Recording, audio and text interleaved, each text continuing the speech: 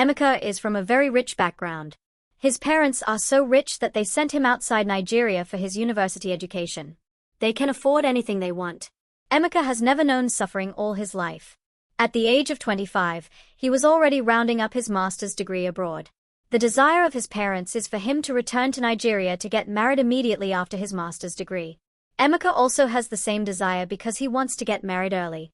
One reason why Emeka wants to get married early was that he has met a really nice person who he is convinced would make a nice wife. Her name is Grace and he met her at the Lagos airport the last time he was in Nigeria. On the day he rounded up his master's degree, he bought a flight ticket and flew to Nigeria without delay. He has missed his country of birth so much and he wanted to return so badly.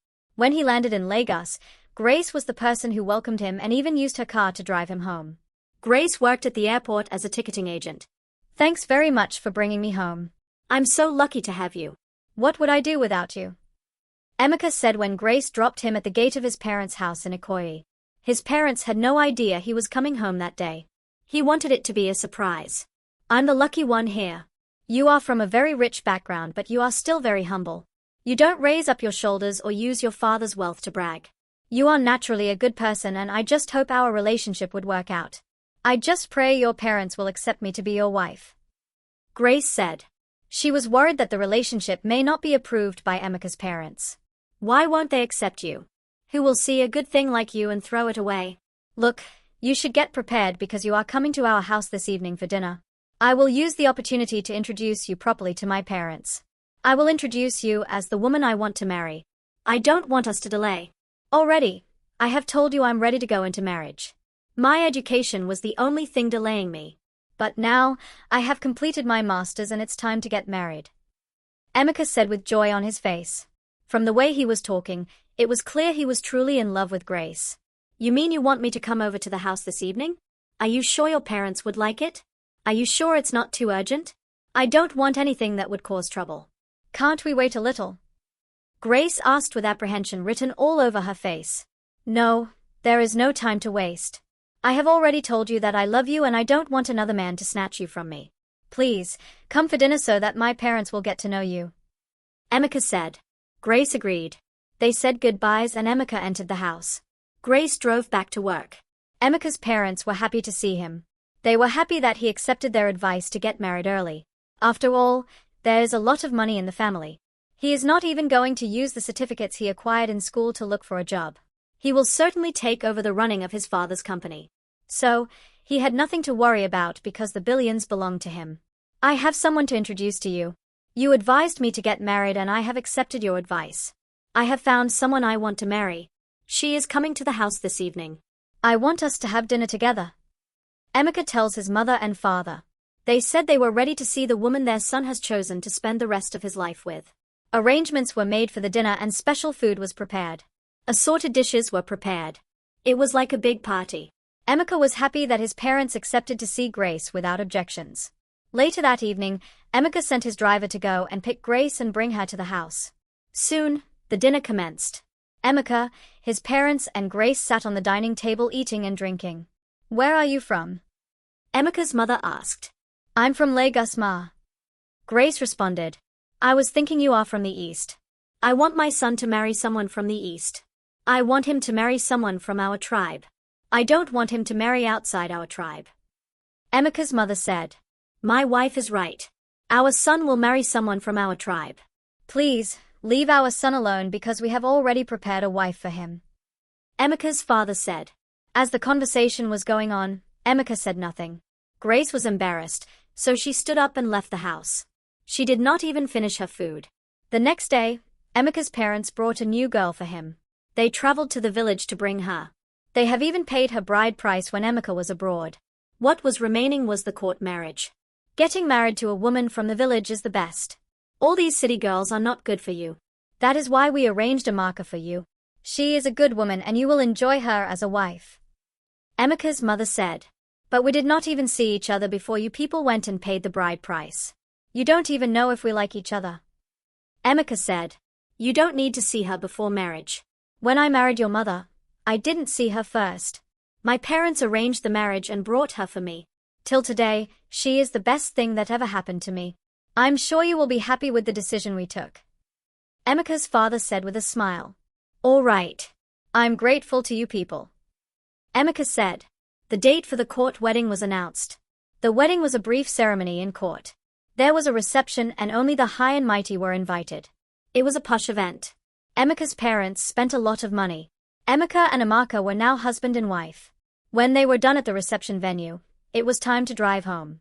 Emika's father brought his Jeep. He said he wants to be the one to drive his family home after the wedding. It's a thing of joy to drive my son home on his wedding day. Emika's father said. Amaka was so hungry, so she entered the car with a plate of jollof rice. The wedding was hectic, so she did not get the chance to eat earlier. As they were preparing to go home, she started eating inside the car. Emika's mother was not happy. Why are you eating as if you have not seen food before? You are embarrassing us in public. Please, hide the food so that you will eat it later at home. Emika's mother tells Amaka. Amaka did not say a word. She came down from the car, opened the front door and slapped Emika's mother. She landed 3 dirty slaps on her mother-in-law's face. Don't ever talk to me like that. That I'm your son's wife doesn't mean you can open your smelly mouth and talk to me anyhow you like. Amaka said. In Nigeria, it is regarded as an abomination if a woman slaps her mother-in-law. In fact, it is better that the woman did not marry into the family instead of going there to make trouble. Every woman strives to have a good relationship with her mother-in-law. However, Amaka was different. She came prepared. I'm not the kind of wife who you can intimidate with bad mouth. I'm a full-fledged wife in this family now and I deserve full respect. You should mind the way you talk to me. Amaka said that hot afternoon. Everyone inside the compound went quiet after the slap landed on Emika's mother. Her mouth was hanging as she held her cheek and looked at Amaka in shock. Emika stood still like someone that was dreaming and even his father was shaking with anger. Emika has never seen anyone beat his mother. Even his father has never raised his hand against Emika's mother. It was a shocking moment. Emika's father was not able to take it. The shame was too much and he could not stand and do nothing. He rushed out from the driver's seat and raised his hand to slap Amaka, but she caught him quickly and gave him 5 hot slaps. 1, 2, 3, 4, 5 slaps landed on her father-in-law. Just like that, as if she was slapping her age mate. You people think you can be talking to me anyhow because I'm now married into your family? You think you can intimidate me? You think you can beat me? I can beat the 2 of you combined. You better respect yourselves, Amaka shouted, pointing at both of them. Emika's mother screamed and started crying loudly. Emika, are you watching your wife beat us like goats? She slapped me. She slapped your father too. Is this what marriage is now? She cried. Everyone was looking at Emika, waiting for him to react. But he didn't move. Instead, he quietly opened the car door and came down. Mummy, you brought this girl for me. You forced me to marry her. You pushed Grace away and brought someone you said was better. This is the wife you married for me and I'm happy to live with her. Emika said calmly, shaking his head slowly. What nonsense are you saying? You are insulting your mother and I after all we have done for you? You think it's by love that marriage works? Look at this shameless woman you're defending. She slapped your own parents. Emika's father said with anger. Daddy, you said love is not important, but it is. Grace respected both of you, yet you chased her away because of her tribe. Now look at who you gave me.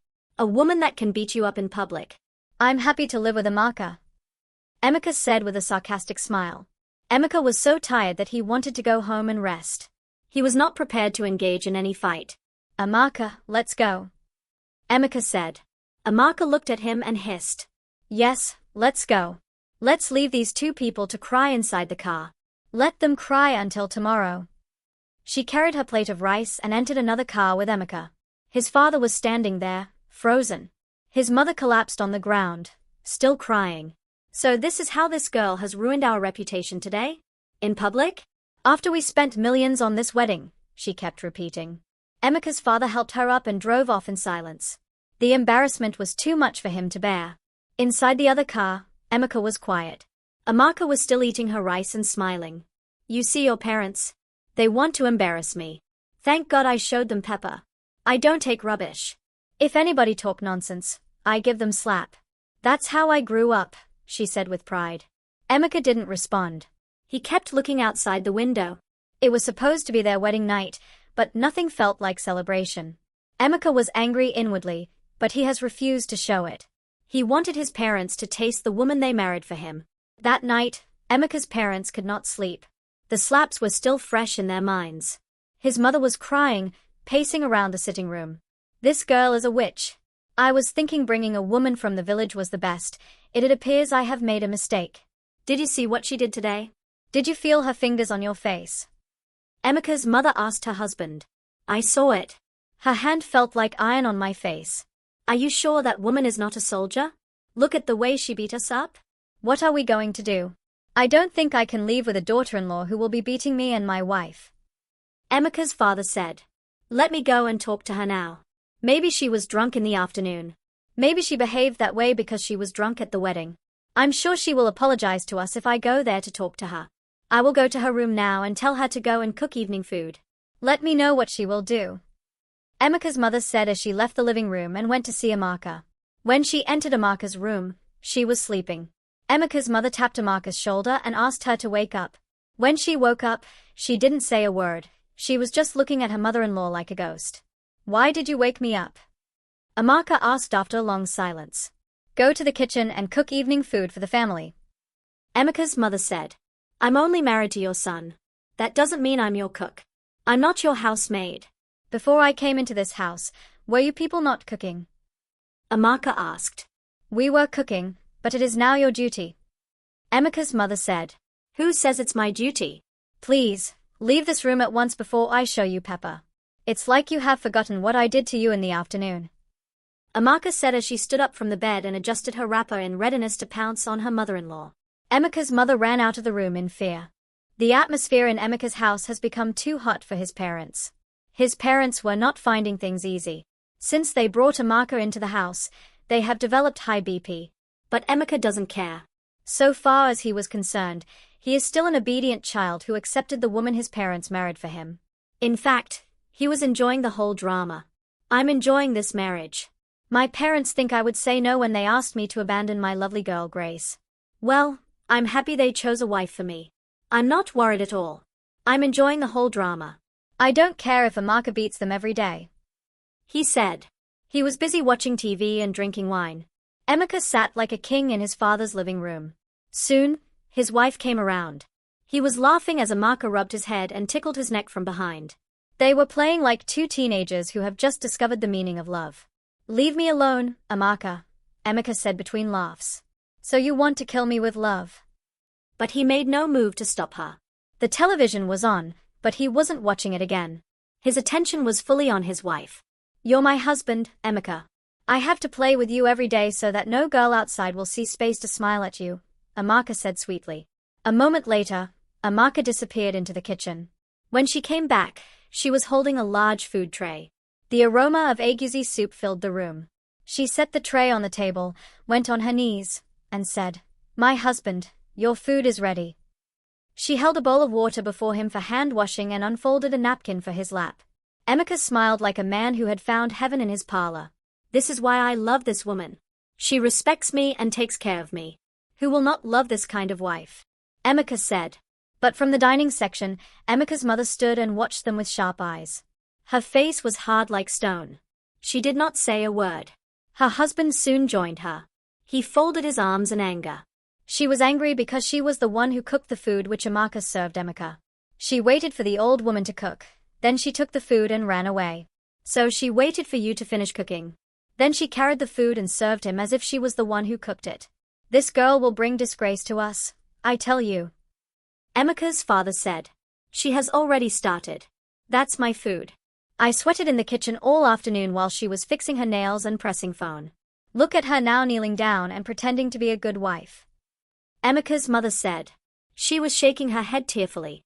Later that evening, after Emika finished eating and gone upstairs to rest, his parents knocked gently and entered his room. They both sat down.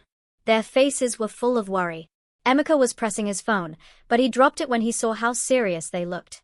What is it again, Papa, Mama? Emika asked. We need to talk to you. This girl you married, Emika, she is not a good wife. She is rude. She is lazy. She does not respect us. Please, my son, before things get worse, send her back to her people. Emika's mother said with tears. Emika sat up and looked at his parents like they were strangers. Are you people hearing yourselves? You want me to send away the woman you went and married for me with your own hands? When I brought Grace, a woman I loved, you people rejected her. You said she's not from our tribe. You said she's not good enough. You chased her away and brought Amaka from the village. You paid her bride price without even asking me.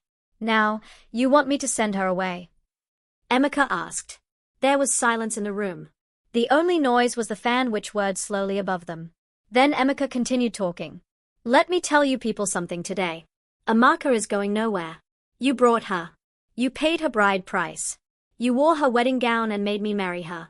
If she must go, then you must be the ones to send her away with your own mouths. I will not do it," Emeka said. His mother opened her mouth to speak, but Emeka stood up and said, "Good night." It was clear that the conversation was over. His parents stood up and left the room quietly with pain in their hearts. When they got downstairs, Emeka's mother paced the corridor like someone whose goat had been stolen. "So this is how that girl wants to destroy our home? She has tied our son with something. I don't understand it. What did she put in that food?" "It's like she tied him with charms," Emeka's mother said with tears. "I think you are right. The boy no longer listens to reason. That girl has become his queen and we, his parents, have become strangers in our own house. This is not how we trained him," Emeka's father said. The next morning, Amaka went to the kitchen. She saw her mother-in-law preparing tea. The old woman was slicing bread. Amaka snatched the bread from her and also took the tea. She went and sat at the dinner and ate everything. Emeka's mother sat in the kitchen and wept. "I have used my hand to bring trouble into my house," she said. Emeka has never forgotten about Grace. He is aware that when his parents are done joking, he would go ahead to marry the love of his life.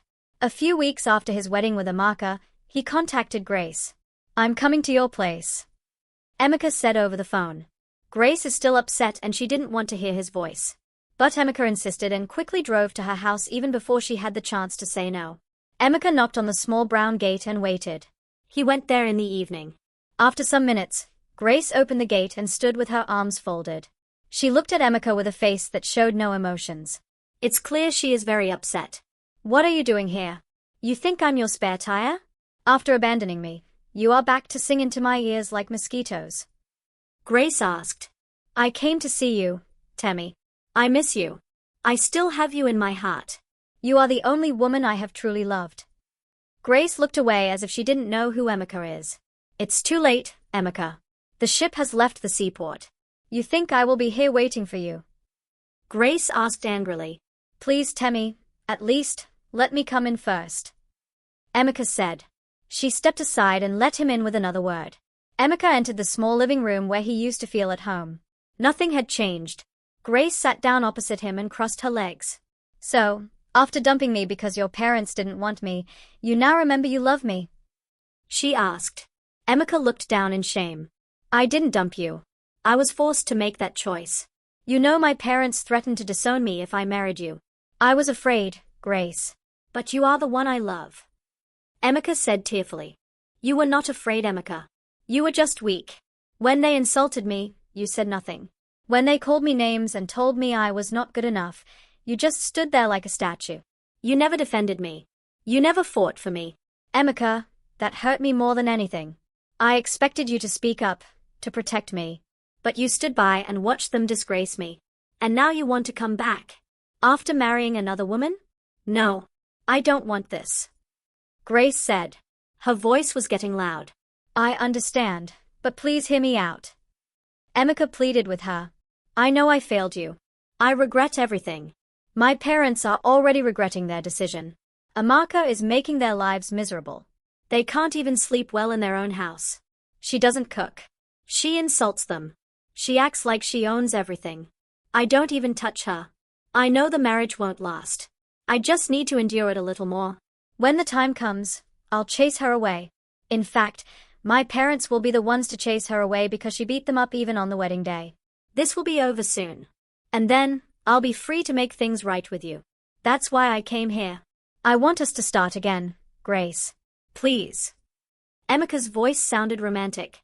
Grace looked into his eyes to see if he was saying the truth. "So let me understand you clearly. You want me to be your backup plan? You want me to wait until your marriage collapses so you can come back and marry me? What if she gets pregnant before then? What if you change your mind again?" Grace asked. She will not get pregnant. I have never touched her. I'm avoiding it on purpose. I know the moment I sleep with her, she might get pregnant, and I'll be trapped forever.